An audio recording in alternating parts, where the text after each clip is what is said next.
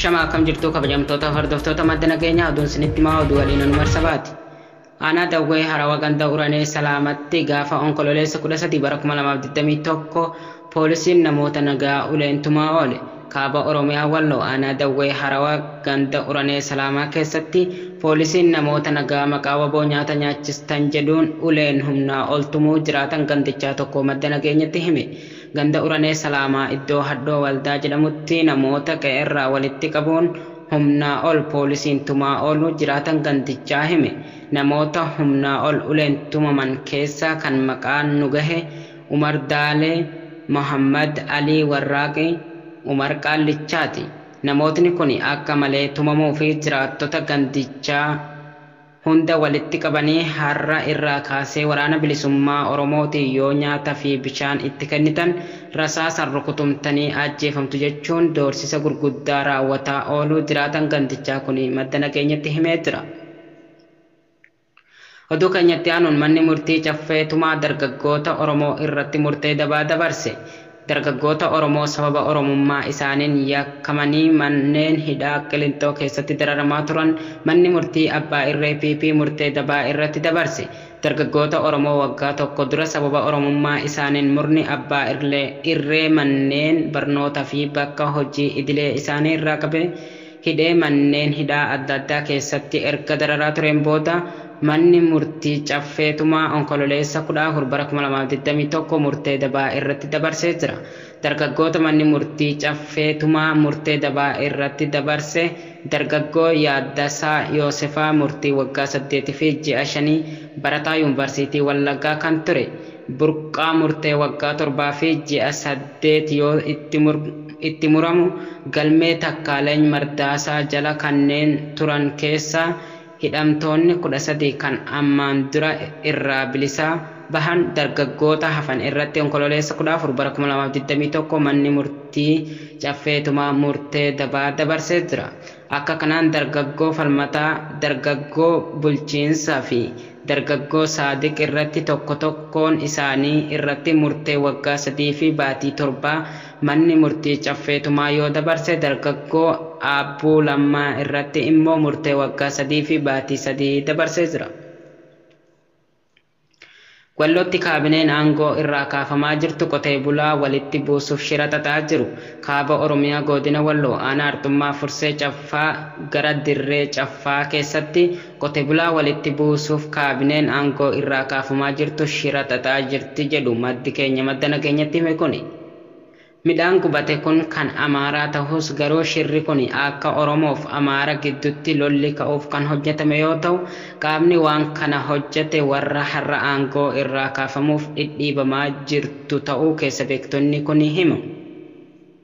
Tibbana gaggeessitoota duree godinichaatiif akka aangoo irraa ka'an naannoon Amaaraa murteessee waan isaan beeksiseef aangoo gad hin dhiifnu jechuun galma walga'ii keessatti kan jeequmsa kaasaa jiranii fi akka hiriyaatiin waliif tumsanii shira baay'ee xaxaa jiru.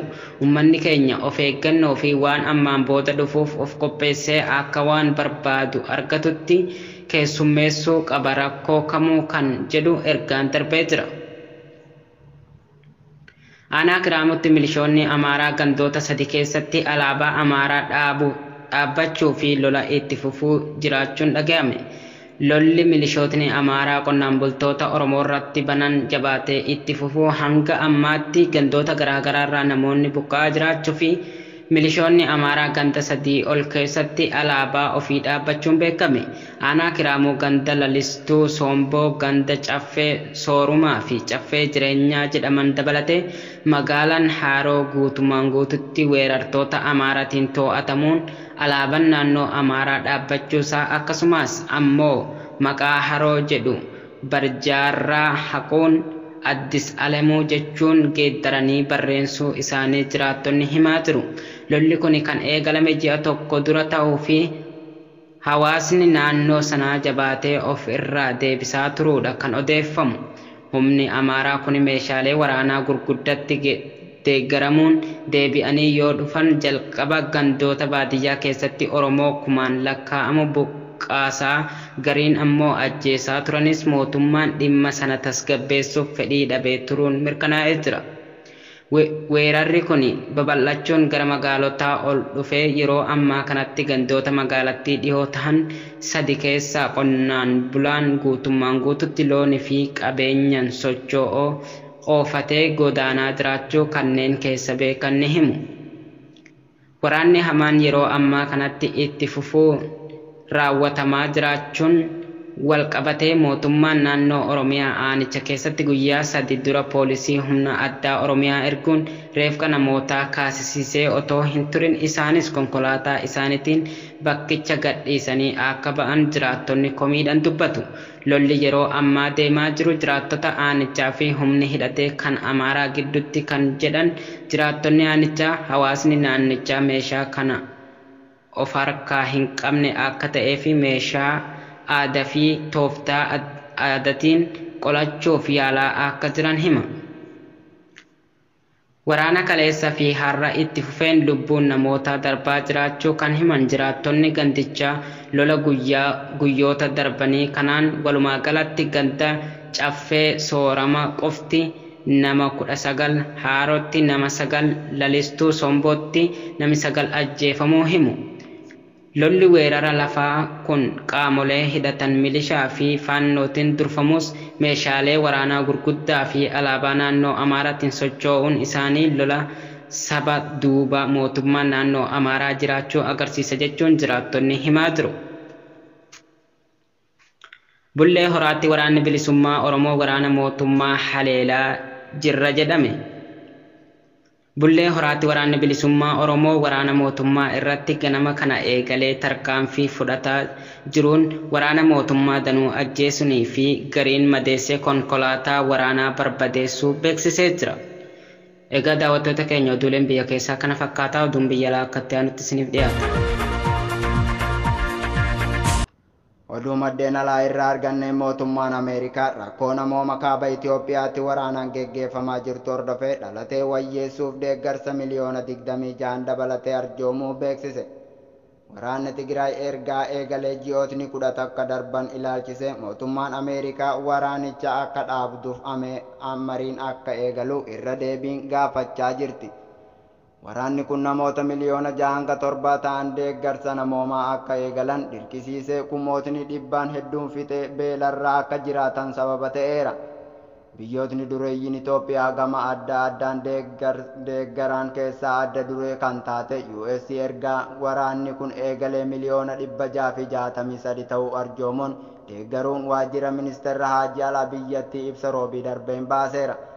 Taayiwaan keessatti balaan abiddaa tilmaamaan lubbuu namoota 46 galaafate. Balaan abiddaa Taayiwaan magaalaa Kuusingi keessatti gamoo darbii 13 qabdu irratti mudateen lubbuun namoota hedduu bahuu isaa gabaafame.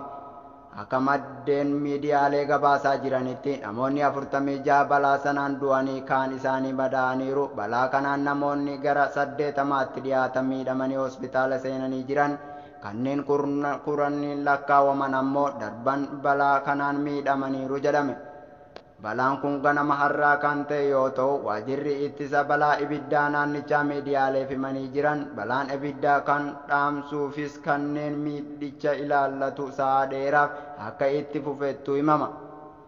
Balaan kun akkamiin akka ta'e ifatti waan himame jiraachuu baatus dhihoonni guddaan tokkoon booda kan eegale ta'uudha kan eegalame. Balaan ibiddaa gamoo dheeraa mudateen kanneen gamoo isaanii irratti darbii 7 fi 11 gidduu jiran haalaan miidhaman lakkoofsa namoota miidhamanii ifatti irra gaheen kan barame miti kanneen ol ta'uus danda'ameera jedhan. Egaa daawwattoota keenya oduu biyya keessaa biyya alaa qindeessee kan simbiraan gahaa ture ani Ejersoo Wallooti gama ogummaa fi teeknikaatiin mu'ee callaan faana ture hagan waan nu waliin turtaniif galatooma.